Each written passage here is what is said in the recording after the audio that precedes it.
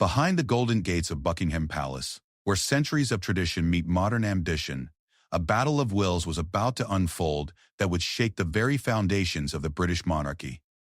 What the world saw as a glittering coronation ceremony masked a bitter power struggle between two women who would stop at nothing to protect their positions in the royal hierarchy. When Queen Consort Camilla made a decision that would send shockwaves through the palace walls, she never anticipated the defiant response that would follow. The Princess of Wales, Kate Middleton, had spent years perfecting the art of royal diplomacy, but there were some lines even she would not cross. This is the untold story of how a single tiara became the symbol of a royal war, how protocol became a weapon, and how two women's pride nearly brought down the monarchy's most sacred traditions. In the glittering world of crowns and curtsies, where every gesture carries the weight of history, sometimes the most dangerous battles are fought with silk gloves and practiced smiles. The coronation was meant to be a celebration of unity and tradition.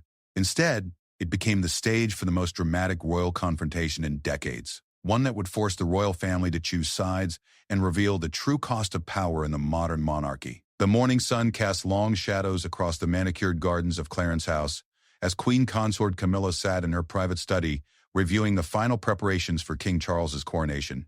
The weight of centuries pressed down on her shoulders as she considered the magnitude of the day that lay just 3 weeks ahead.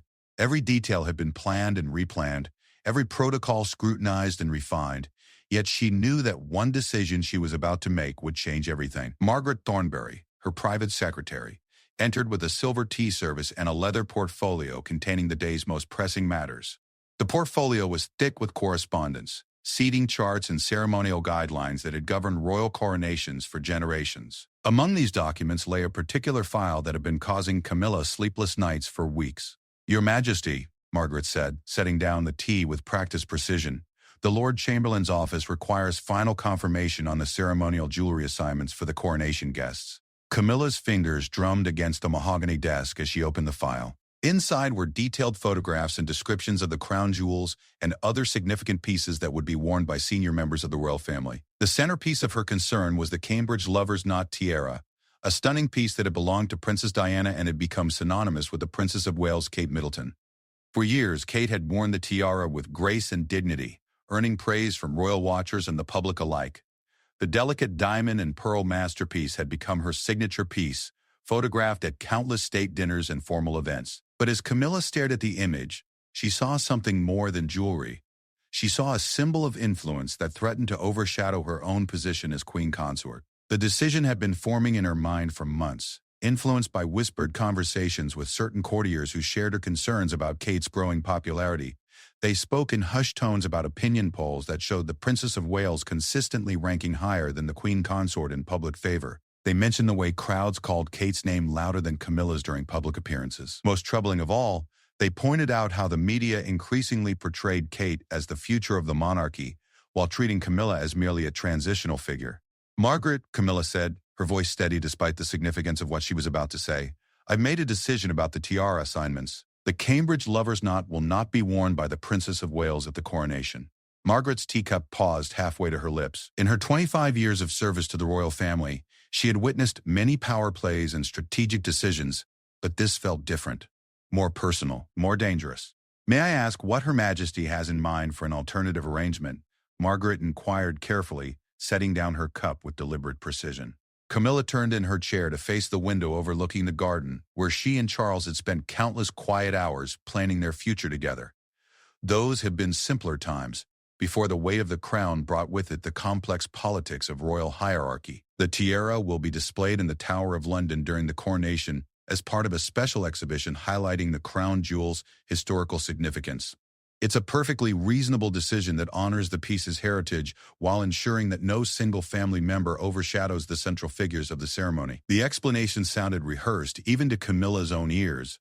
She had practiced these words in front of her mirror that morning, knowing that she would need to defend this decision to many people in the days to come. But Margaret's raised eyebrows suggested that her justification was not entirely convincing. "Your Majesty," Margaret ventured carefully, "the Princess of Wales has worn that tiara to 7 major state functions over the past 2 years. The public has come to expect it. There may be questions from the press about why such a significant change has been made so close to the coronation." Camilla stood and walked to the window, watching as gardeners tended to the roses that Charles loved so much. The symbolism was not lost on her. Even the most beautiful flowers required careful pruning to prevent any one bloom from overwhelming the others. The coronation is about continuity and tradition, Margaret. It's about honoring the institution of the monarchy, not creating new traditions that might confuse the public about the hierarchy of our roles. What Camilla didn't say, but what Margaret clearly understood, was that this decision was about much more than tradition. It was about establishing boundaries and making clear that despite Kate's popularity, Camilla was now the senior female member of the royal family. The queen consort position carried with it certain privileges and expectations, and one of those was the right to make decisions about ceremonial matters. The conversation was interrupted by a soft knock at the door. James Patterson, one of the junior private secretaries, entered with news that would make the morning even more complicated. "Your Majesty, I have Prince William's private secretary on the telephone. He's requesting a meeting to discuss the coronation arrangements for the Princess of Wales." Camilla felt her stomach tighten. William was protective of his wife, and he understood the subtle dynamics of royal life better than most. If Kate had already learned about the Tiara decision, the conversation ahead would be far from pleasant. "Tell him I'll be available this afternoon at 3, Camilla replied, her voice betraying none of the anxiety she felt. As the morning progressed, word of the Tiara decision began to spread through the palace network of private secretaries, ladies' maids, and courtiers who formed the invisible backbone of royal life. These individuals, bound by centuries of discretion and loyalty, rarely gossiped openly, but information had a way of flowing through the palace like water through limestone, slowly, quietly, but inevitably reaching every corner. By lunchtime, the news had reached Kensington Palace, where Kate was reviewing her own coronation preparations with her team. The Princess of Wales had been looking forward to wearing the Cambridge Lover's Knot tiara, not just because of its beauty, but because of its personal significance. The tiara had been a wedding gift to Princess Diana from Queen Elizabeth II, and wearing it connected Kate to the legacy of William's mother in a way that felt both meaningful and appropriate. Sarah Jenkins, Kate's dresser and confidant, delivered the news with the diplomatic skill that came from years of navigating royal sensitivities. "Your Royal Highness, there's been a change to the jewelry arrangements for the coronation. The Lord Chamberlain's office has informed us that the Cambridge Lover's Knot tiara will not be available for your use on Coronation Day." Kate's reaction was immediate and visceral, though she maintained her composure with the skill of someone who had spent over a decade in the public eye. Her hand tightened around the fountain pen she had been using to review seating arrangements, and her jaw set in a way that those who knew her well would recognize as a sign of barely controlled anger. "Did they provide a reason for this decision?" Kate asked, her voice carefully neutral. Sarah hesitated before responding. She had worked with Kate long enough to recognize the warning signs of her employer's displeasure, and she knew that the next few minutes would require the utmost delicacy. "The official explanation is that the tiara will be part of a special exhibition at the Tower of London, highlighting the historical significance of the crown jewels during the coronation period." Kate set down her pen and looked directly at Sarah. The two women had developed a relationship that went beyond the typical employer-servant dynamic, built on mutual respect and shared experiences during some of Kate's most challenging public moments. "And the unofficial explanation?" Kate asked. Sarah's discomfort was evident as she shifted from foot to foot. "There are suggestions that the Queen Consort felt it was important to ensure that the focus of the coronation remained on His Majesty and herself without competing focal points." The words hung in the air between them like a challenge. Kate understood immediately what was being communicated. This wasn't about tradition or protocol or historical significance. This was about power, pure and simple. It was about Camilla establishing her dominance in the royal hierarchy and making clear that Kate, despite her popularity and future role as queen, was still subordinate to the current queen consort. Kate stood and walked to the window of her sitting room, looking out over the grounds of Kensington Palace, where her children played and where she had found some measure of peace amid the constant scrutiny of royal life. The irony was not lost on her that this battle was being fought over a piece of jewelry, but she understood that symbols mattered in the monarchy. Every tiara, every order of precedence, every curtsy carried meaning that extended far beyond the gesture itself. The Princess of Wales had spent years mastering the art of royal diplomacy.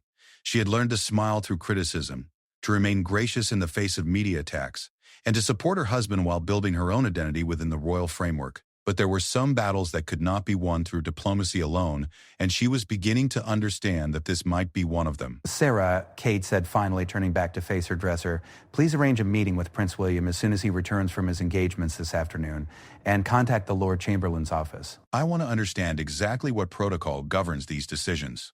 As Sarah left to make the necessary arrangements, Kate remained at the window, considering her options.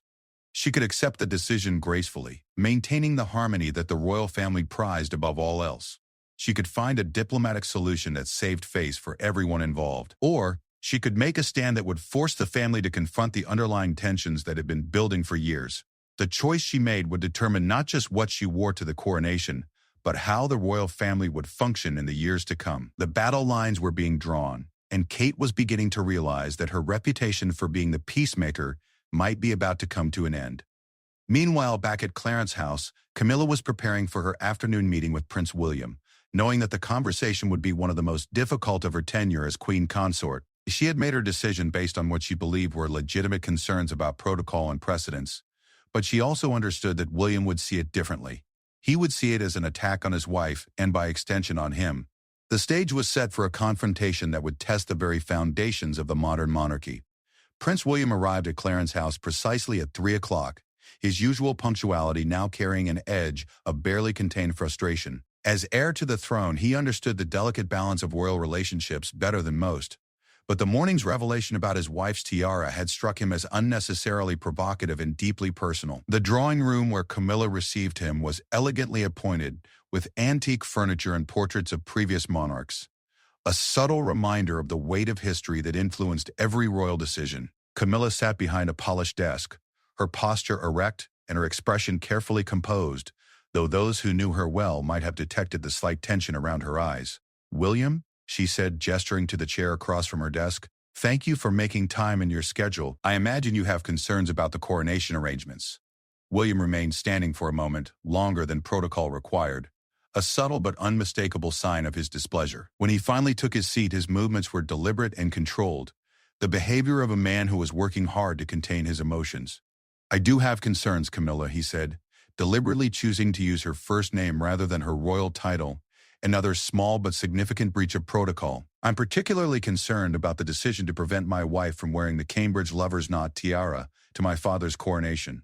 Camilla had expected this directness from William. Unlike his father, who often approached difficult conversations obliquely, William had inherited his mother's tendency to address problems head-on. It was a quality that served him well in his public role but made private family negotiations more challenging. "The decision wasn't made lightly," Camilla replied, maintaining her composure. "The Lord Chamberlain's office and I felt it was important to ensure that the coronation maintains its proper focus. The ceremony is about your father becoming king and about the continuity of the monarchy. Having too many competing focal points could distract from that central message." William's expression remained unchanged, but his hands tightened slightly on the arms of his chair. He had spent years watching the careful choreography of royal life, understanding how every gesture and symbol carried meaning that extended far beyond its surface appearance. "With respect, that explanation doesn't address the real issue," William said. "Kate has worn that tiara to numerous state functions without anyone suggesting it was inappropriate or distracting. The public associates it with her, and more importantly, it connects her to my mother's legacy. Removing it now sends a very different message than the one you're claiming to want to send."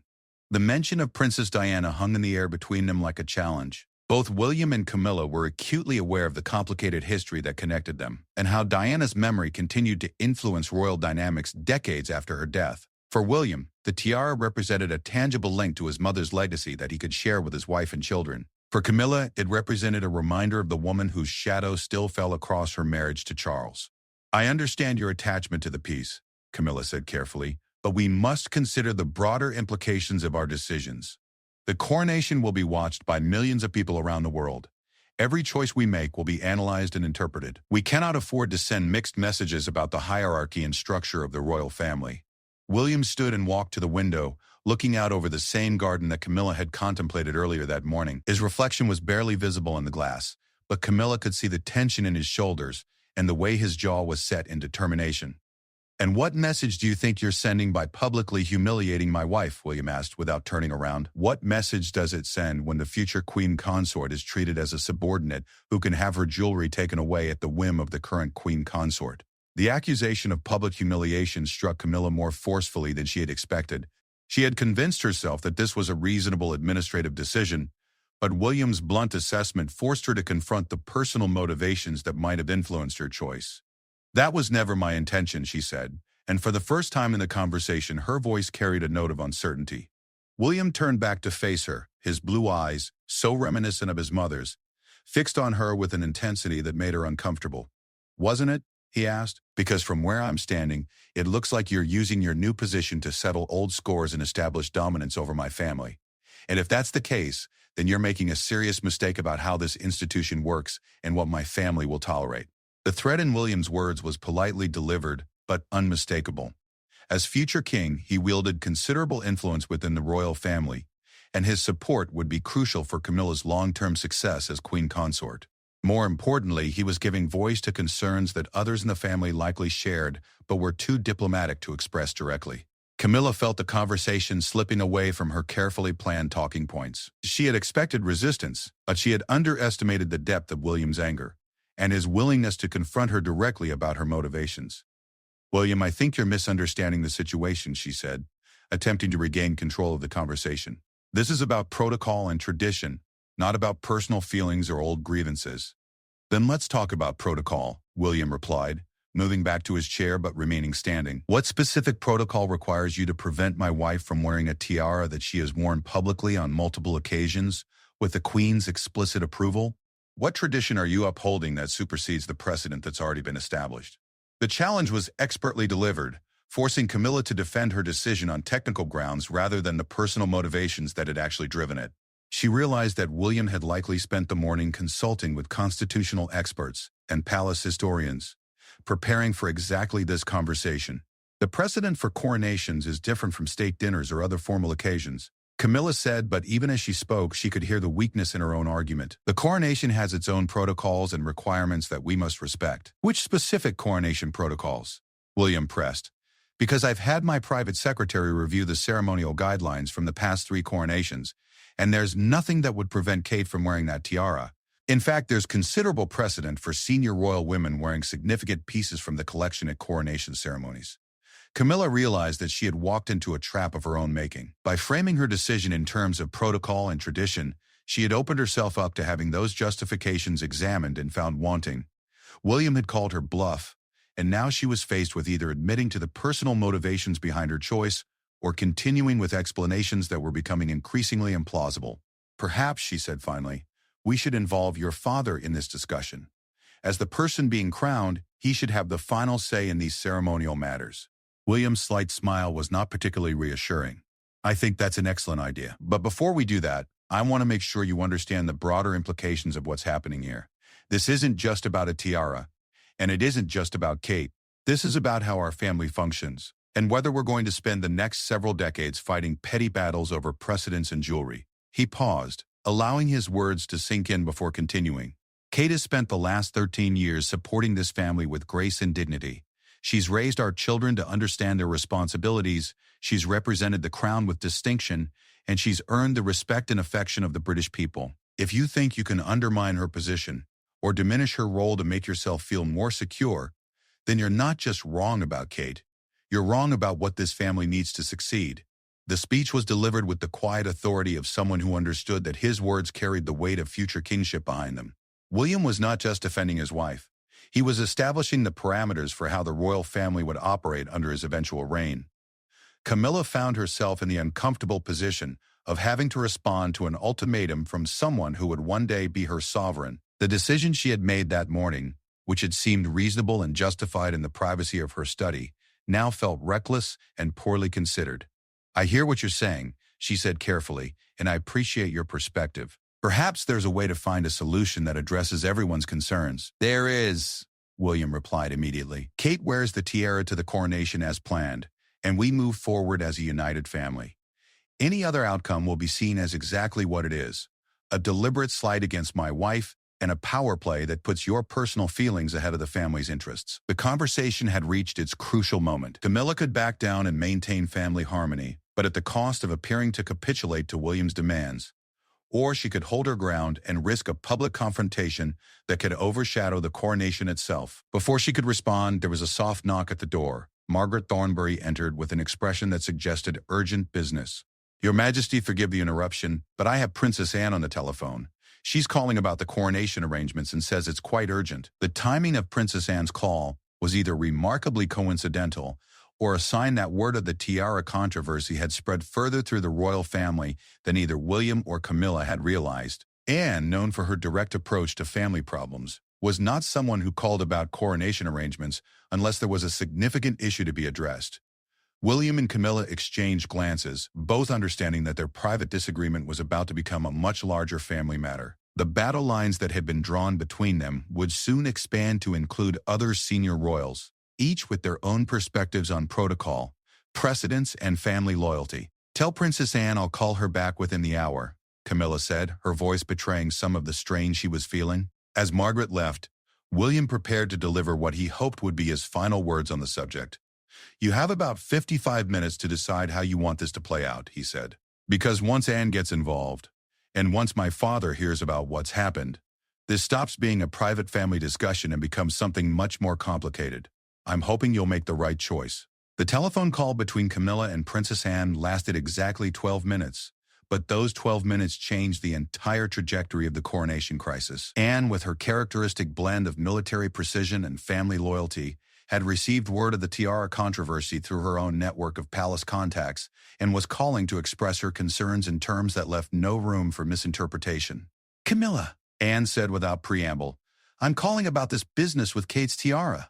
I've heard some rather disturbing reports about changes to the coronation jewelry arrangements, and I want to understand exactly what's happening before this gets completely out of hand." Princess Anne had always been direct in her communications, a trait that came from her military background and her position as one of the hardest-working members of the royal family. She had little patience for palace politics and even less tolerance for decisions that could damage the monarchy's public image. "Anne, I appreciate your concern," Camilla replied, "but this is really a matter between myself and William. We're working through the details and I'm confident we'll reach an appropriate resolution." "Are you?" Anne asked, her tone suggesting skepticism. "Because what I'm hearing suggests that you've made a unilateral decision to prevent Kate from wearing a tiara that she's worn publicly on numerous occasions, and you've done it less than 3 weeks before the coronation. That doesn't sound like a detail that's being worked through. It sounds like a crisis that's been manufactured." The accusation stung because Anne had identified exactly what William had implied in his confrontation with Camilla earlier that afternoon. This wasn't an administrative decision that had gone slightly wrong. It was a manufactured crisis that reflected poorly on everyone involved. "I'm trying to ensure that the coronation maintains its proper focus," Camilla said, repeating the explanation she had given to William. "There are considerations about protocol and precedents that need to be taken into account." "Protocol?" Anne's voice carried a note of incredulity. "Camilla, I've been attending state functions for over 50 years. I know something about protocol, and I know the difference between following protocol and creating problems where none existed before." The rebuke was delivered with the authority of someone who had earned her position through decades of faithful service to the crown. Anne's criticism carried weight not just because of her royal rank, but because of her reputation for putting the monarchy's interests above personal considerations. "More importantly," Anne continued, "I know what the public reaction will be if this situation isn't resolved quickly and quietly. Do you really want the first major story about Charles's coronation to be about family infighting over jewelry?" That question forced Camilla to confront a possibility she had been trying to avoid. In her focus on the internal dynamics of the royal family, she had not fully considered how this controversy might appear to the outside world. The British press, always eager for royal drama, would certainly frame any public dispute as evidence of deeper problems within the family. "Of course not," Camilla replied. "That's exactly what I'm trying to avoid." "Then I suggest you reconsider your position," Anne said bluntly, "because right now, you're the one creating the story that you say you want to avoid." After Anne ended the call, Camilla sat in her study feeling more isolated than she had since becoming queen consort. The decision that had seemed so clear and justified that morning was now being challenged by two of the most influential members of the royal family, and she was beginning to understand that her position might not be as secure as she had assumed. The afternoon brought another complication in the form of a call from King Charles himself. He was at Windsor Castle, reviewing final preparations for a state visit, when word reached him that there were concerns about the coronation arrangements. Charles had learned long ago to pay attention when palace staff used euphemisms like concerns, knowing that they often masked more serious problems. "My dear," Charles said when Camilla answered his call, "I understand there's been some discussion about the coronation jewelry arrangements. Perhaps you could help me understand what's been decided and why." Charles's tone was carefully neutral, but Camilla could detect the underlying tension in his voice. As the person being crowned, he had final authority over all aspects of the ceremony, but he also understood that family harmony was essential for the monarchy's success.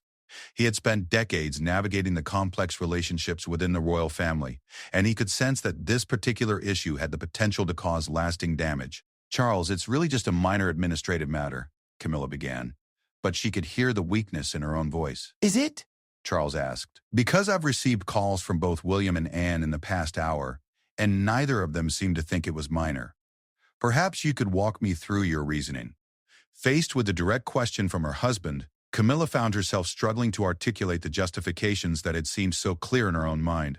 The concerns about precedents and protocols sounded petty when spoken aloud, and the deeper motivations were too personal to admit even to Charles. "I felt it was important to ensure that the coronation maintained its proper focus," she said, falling back on her prepared explanation. "With so much attention on Kate these days, I was concerned that allowing her to wear such a significant piece might overshadow the central figures of the ceremony."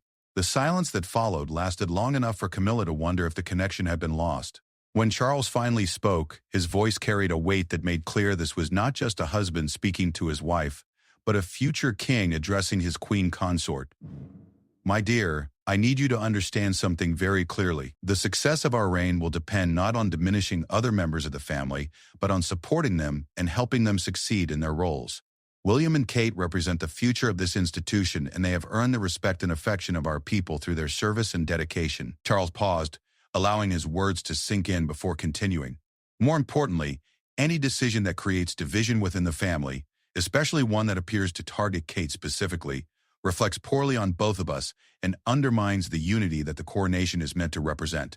The rebuke was gentle but unmistakable. Charles was making clear that Camilla's decision was not just problematic from a family perspective, but from the broader standpoint of the monarchy's public image and long-term success. "I understand your concerns," Camilla replied, "but I'm not sure how to resolve this without appearing to capitulate to pressure." "Sometimes," Charles said, "the strongest thing a leader can do is admit when a decision was wrong and work to correct it. The coronation is about the future of the monarchy, not about any individual's pride or position." While the senior royals were navigating their diplomatic conversations, Kate was at Kensington Palace dealing with the emotional impact of what she increasingly saw as a deliberate attempt to humiliate her. The Princess of Wales had spent years mastering the art of public composure, but the privacy of her own home allowed her to express the anger and hurt that she carefully concealed in public. "It's not about the tiara," she told William when he returned from his meeting with Camilla. "It's about what the decision represents and what it says about how we're expected to function as a family." William could see the strain in his wife's face and understood that this controversy was affecting her more deeply than she was willing to admit publicly. Kate had always been sensitive to criticism and slights, partly because of her background as a commoner who had married into the royal family. "I know," William said, taking her hands in his, "and I want you to know that I've made it very clear to Camilla that this decision is unacceptable.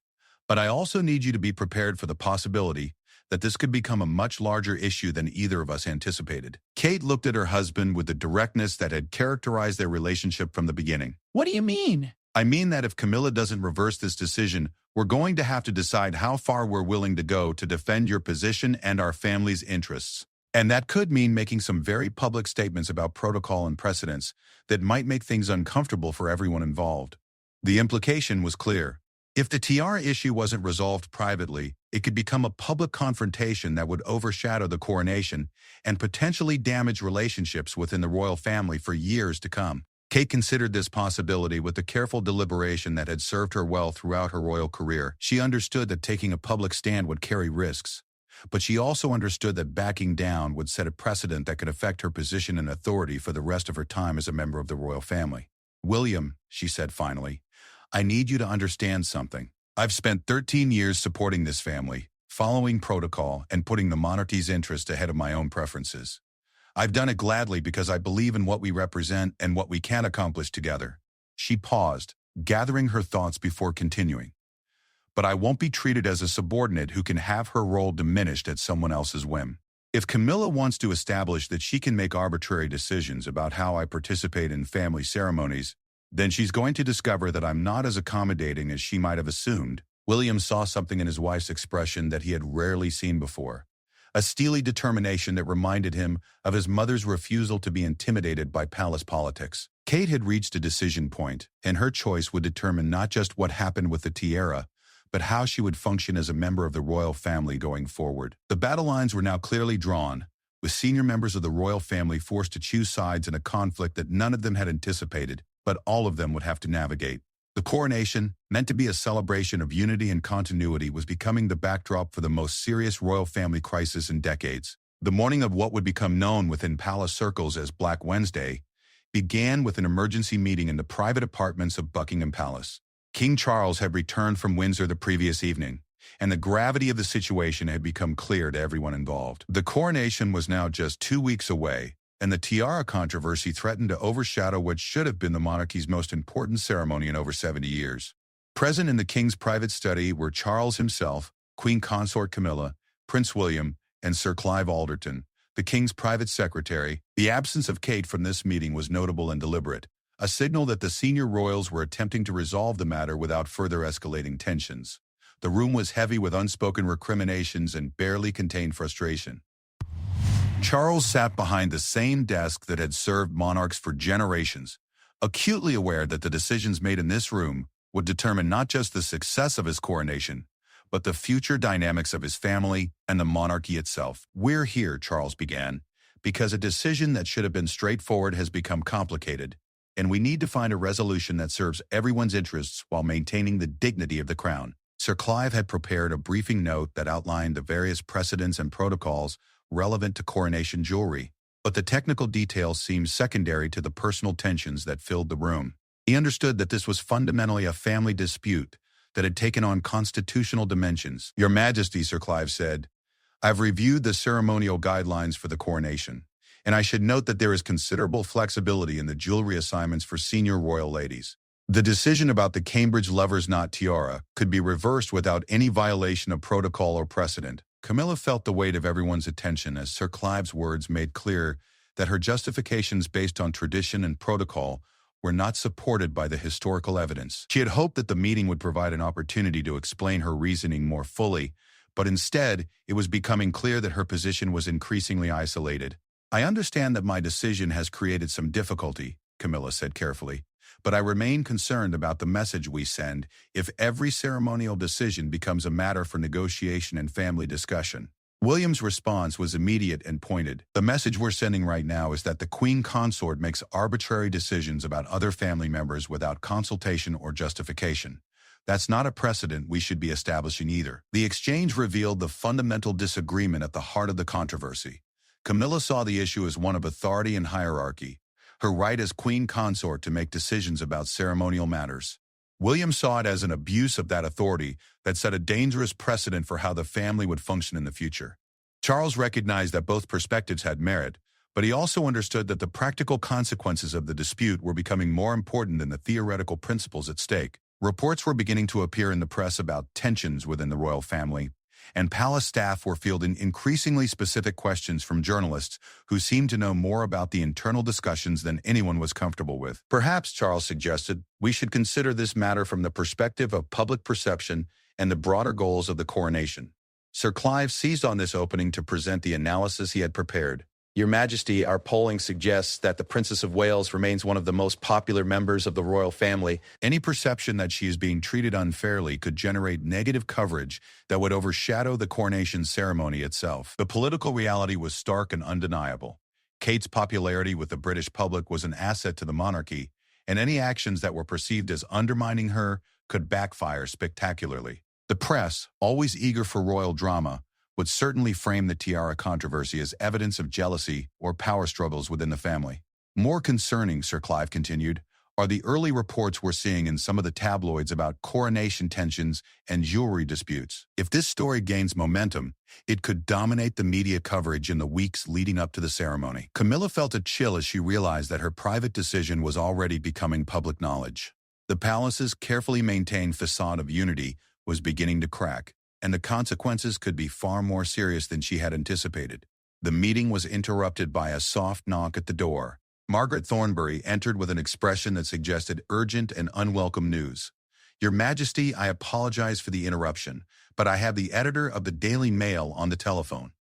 He's calling about a story they're planning to run tomorrow about coronation preparations, and he has some very specific questions about jewelry arrangements for senior royal ladies." The silence that followed this announcement was profound. Everyone in the room understood that once the Daily Mail became involved, the controversy would explode into the public sphere in ways that would be impossible to control or contain. Charles looked around the room at the faces of his family and closest advisor, seeing his own concern reflected in their expressions. The situation had moved beyond private family discussions and entered the realm of public relations crisis management. "What specific questions?" William asked, though his tone suggested he already suspected the answer. Margaret consulted her notes with visible reluctance. "They're asking about reports that the Princess of Wales will not be wearing the Cambridge lover's knot tiara to the coronation, and whether this represents a change in her status within the royal family. They also have questions about the decision-making process for ceremonial jewelry, and whether there have been disagreements among senior royals about coronation arrangements." The questions were precisely targeted and suggested that the newspaper had access to detailed information about the internal discussions. Someone with knowledge of the controversy was talking to the press, either deliberately or inadvertently, and the story was about to become public in a way that would be impossible to manage. William's face darkened as he processed the implications. They know about the specific tiara, about the timing, and about the family discussions. This isn't speculation. Someone is providing them with detailed information. The accusation hung in the air, unspoken but clear. In a room with only 4 people and the king's private secretary, the source of the leak had to be someone with direct access to the highest levels of the royal family's private communications. Charles realized that the situation had moved beyond questions of protocol or family harmony and into the realm of crisis management.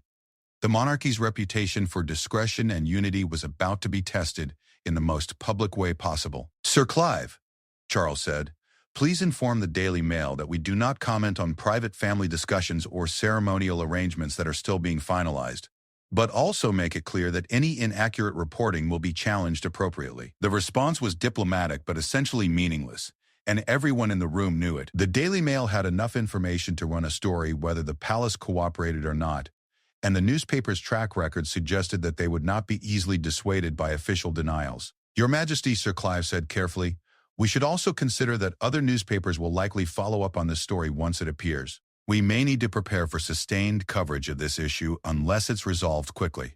Camilla found herself in the impossible position of having created a crisis that was now threatening to overwhelm the coronation itself. The decision that had seemed reasonable and justified in the privacy of her study was now forcing the entire royal family to deal with public scrutiny and media speculation at the worst possible time. "I think," Charles said finally, "that we need to make a decision about how to move forward. We can either resolve this matter privately and quickly, or we can allow it to become a public controversy that will define the early weeks of my reign." The ultimatum was politely delivered but unmistakable. Charles was giving Camilla an opportunity to reverse her decision gracefully, but he was also making clear that the status quo was no longer acceptable. William prepared to speak, but before he could, another knock at the door interrupted the meeting. This time it was one of the footmen, looking distinctly uncomfortable about interrupting such a high-level discussion. "Your Majesty, forgive me, but I have an urgent message from Kensington Palace. The Princess of Wales has called an emergency meeting with her senior staff and has requested that all coronation-related engagements be put on hold pending resolution of certain ceremonial questions." The room fell silent as the implications of Kate's action became clear. She was not waiting for the family to resolve the matter privately. She was taking independent action that would force a public resolution one way or another. William's expression showed both pride in his wife's determination and concern about the escalating nature of the conflict. Kate had decided that she would not be a passive participant in decisions about her role and status, and she was prepared to use her considerable public platform to defend her position. The battle that had begun with a single administrative decision was now threatening to become a constitutional crisis that could damage the monarchy's reputation and unity for years to come. The choice facing everyone in the room was no longer about protocol or precedence. It was about the future direction of the royal family and who would ultimately determine how that future would unfold. The crisis reached its climax at exactly 2:15 in the afternoon when Kate's private secretary released a carefully worded statement that sent shockwaves through the British establishment and beyond. The statement, distributed simultaneously to all major news outlets, was brief but devastating in its implications. Her Royal Highness the Princess of Wales regrets that she will be unable to participate in certain aspects of His Majesty's coronation ceremony due to unresolved questions about ceremonial protocol. The Princess remains committed to supporting His Majesty and looks forward to participating fully once these matters have been clarified through appropriate channels. The language was diplomatically phrased, but the message was unmistakable. Kate was threatening to boycott parts of the coronation unless the tiara issue was resolved to her satisfaction. For a future queen consort to publicly challenge the current queen consort less than 2 weeks before the most important royal ceremony in decades was unprecedented in modern royal history. At Buckingham Palace, the reaction was swift and severe. Sir Clive Alderton immediately convened an emergency meeting of the palace's senior communications team, while King Charles found himself facing the most serious crisis of his brief reign. The carefully orchestrated plans for the coronation, developed over months of meticulous preparation, were now threatened by what had begun as a simple disagreement over jewelry. "She's called our bluff," William said to his father during a hastily arranged telephone conversation. "Kate's made it clear that she won't be intimidated or marginalized, and she's prepared to make this a public issue if necessary." Charles could hear the mixture of pride and concern in his son's voice. William admired his wife's courage in standing up for herself, but he also understood the potential consequences of such a direct challenge to royal protocol and family hierarchy. "William," Charles said, his voice heavy with the weight of his position, "we need to find a way to resolve this that doesn't damage the institution we're all supposed to be serving. The coronation cannot become a battleground for family disputes." But even as Charles spoke those words, he knew that the situation had already moved beyond private family disagreements. Kate's public statement had transformed the tiara controversy into a constitutional crisis that would require careful navigation to avoid permanent damage to the monarchy's reputation. The media response was immediate and intense. Within hours of Kate's statement, news anchors were discussing the implications of royal family discord, constitutional experts were being interviewed about precedent and protocol, and social media was exploding with commentary from royal watchers around the world. The Daily Mail, which had been preparing to break the story the following day, immediately published their article online with the headline, "Coronation Crisis. Kate Refuses to Bow to Camilla's Tiara Ban." The story included detailed background about the Cambridge Lovers Knot tiara, its connection to Princess Diana, and the growing tensions within the royal family. Other newspapers quickly followed with their own coverage. The Times ran a more restrained analysis of the constitutional implications, while the tabloids focused on the personal drama and speculation about deeper rifts within the royal family. By evening, the story had become international news, with coverage appearing in major newspapers and television networks around the world. At Clarence House, Queen Consort Camilla found herself at the center of a media storm that threatened to overshadow her husband's coronation and potentially define her tenure as Queen Consort. The decision she had made in the privacy of her study was now being dissected by constitutional experts, criticized by royal commentators, and debated by millions of people who felt entitled to express their opinions about royal family dynamics. The public reaction was swift and largely supportive of Kate. Social media platforms were flooded with messages praising the Princess of Wales for standing up for herself and criticizing what many saw as petty jealousy from the Queen Consort. Opinion polls conducted by major news organizations showed overwhelming support for Kate's position, with many respondents expressing the view that she was being treated unfairly. More damaging for Camilla were the editorial opinions in major newspapers.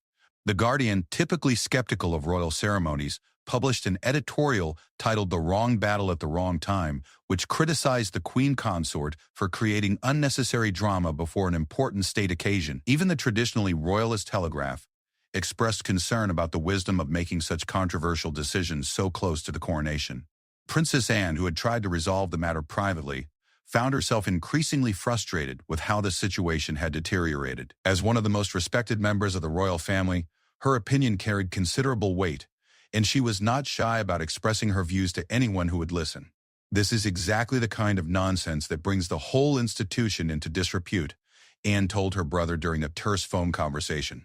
"We're supposed to be celebrating Charles's accession to the throne, and instead we're having public arguments about jewelry. It's embarrassing and completely unnecessary." Charles knew that his sister was right, but he also understood that the situation had moved beyond simple family dynamics and into the realm of public perception and constitutional precedent. How the royal family handled this crisis would send important messages about power, hierarchy, and the future direction of the monarchy. The pressure on Camilla to reverse her decision was becoming overwhelming. Her private secretary reported that members of parliament from both parties were expressing concern about the controversy's impact on the monarchy's reputation. The Archbishop of Canterbury, who would conduct the coronation ceremony, had privately expressed hope that the matter would be resolved quickly and quietly. Most significantly, polling data showed that the controversy was beginning to affect public support for the monarchy itself. While support for Kate remained strong, confidence in the royal family as an institution was beginning to decline, as the public perceived the dispute as evidence of petty infighting and poor judgment. On Thursday evening, exactly 1 week after the crisis had begun, Charles made the decision that would resolve the immediate controversy but create lasting implications for the future of royal family dynamics. He summoned Camilla to a private meeting in his study at Buckingham Palace, where he delivered a message that was both personal. "My dear," Charles said, his voice carrying the full weight of his authority as king, "this situation has gone far beyond what any of us anticipated, and it's now threatening to damage the institution we're both sworn to serve. I need you to understand that continuing on the current path is not an option." Camilla had spent the past several days watching her position become increasingly untenable. The media coverage had been brutal, the public reaction overwhelmingly negative, and even her closest allies within the royal family were suggesting that she needed to find a way to back down gracefully. "I understand the political reality," Camilla replied, "but I'm concerned about the precedent we set if we appear to capitulate to public pressure and media manipulation." Charles looked at his wife with sympathy, but also with the clear understanding that his role as king required him to put the monarchy's interests ahead of any individual's pride or position. "The precedent we set by continuing this fight is far more dangerous than the precedent we set by resolving it," he said firmly. "We cannot allow the coronation to be overshadowed by family disputes, and we cannot allow public perception of the monarchy to be damaged by what appears to be petty jealousy and poor judgment." The conversation continued for over an hour, but by its end, the outcome was clear. Camilla would reverse her decision about the tiara, and the royal family would present a united front for the coronation. Kate would wear the Cambridge Lover's Knot tiara as originally planned, and the controversy would be officially resolved through a carefully worded palace statement. The statement, released the following morning, was a masterpiece of diplomatic language that allowed everyone involved to save face while clearly establishing the resolution of the dispute. Following consultation among senior members of the royal family, it has been confirmed that all ceremonial arrangements for His Majesty's coronation will proceed as originally planned. Her Royal Highness the Princess of Wales will participate fully in all aspects of the ceremony, and the royal family looks forward to celebrating this historic occasion together. The statement said everything and nothing, acknowledging that changes had been made without admitting fault or assigning blame. But the message was clear to everyone who had followed the controversy. Kate had won. Camilla had been forced to back down, and the future queen consort had established that she would not be marginalized or diminished by anyone. On Coronation Day, Kate appeared at Westminster Abbey wearing the Cambridge Lover's Knot tiara, looking radiant and confident as she took her place in the ceremony that celebrated not just Charles's ascension to the throne, but also the beginning of a new era in royal family dynamics. The controversy had lasted exactly 10 days, but its effects would be felt for years to come. Kate had established herself as someone who would not be pushed around. Camilla had learned the limits of her authority as queen consort, and Charles had been forced to confront the reality that managing his family would be one of the most challenging aspects of his reign. Most importantly, the crisis had demonstrated that in the modern monarchy, public opinion and media coverage could force even the most traditional institution to change course when its actions were perceived as unfair or unjustified.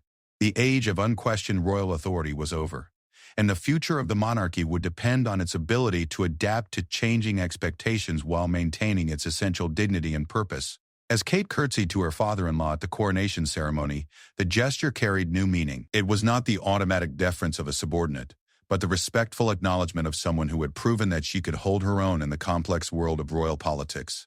The future queen consort had served notice that she would be a force to be reckoned with, and the monarchy itself was stronger for having weathered the storm.